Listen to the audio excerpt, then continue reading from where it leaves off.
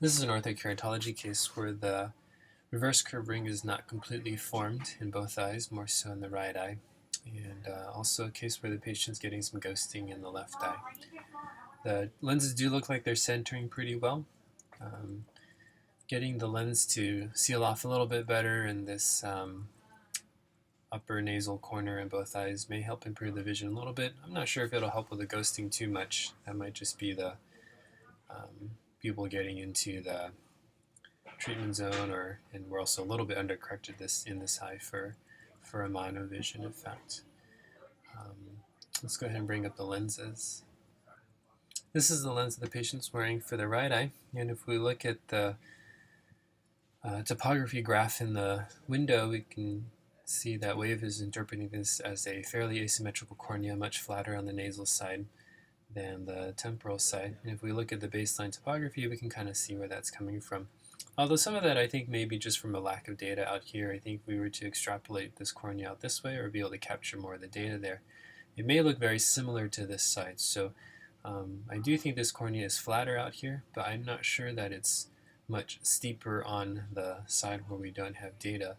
And if we go to the freeform view, so this is a GSIM lens in GSIM view. If we switch to freeform, we can see that it looks like this lens is not fitting very well. So Wave is aligning the lens on this side to touch down, but then since this is a GSIM lens, we're duplicating the curve onto this side, and so we're going to get a lot of bearing out at the edge of the lens, which might be lifting the back of the reverse curve and causing us to not get good seal off here. So in this case, I would go and switch it to a freeform lens, redesign in freeform.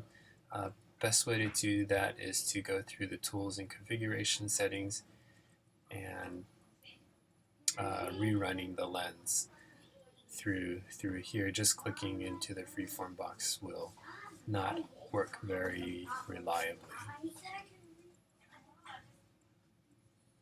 So here's a lens designed in freeform. I turned the blending back on, and most of the other parameters are like what you had in the past.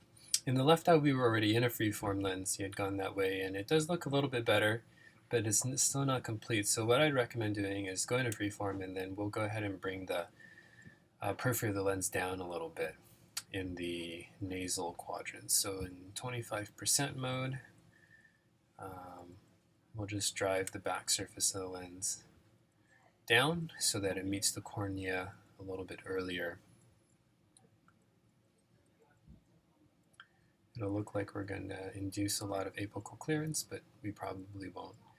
We can also balance it out a little bit by lifting the periphery of the lens. This way we ensure that most of the contact of the lens happens right at the back of the reverse curve instead of out here in the periphery, which would cause this to pop up again.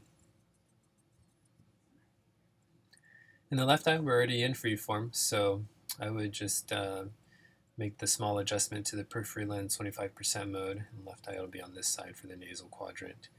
But similar change to what we made here, and that should help us to close off this ring a little bit more. It may improve the quality of the vision a little bit for your patient. So hopefully that's helpful. Best of luck, and thanks for watching.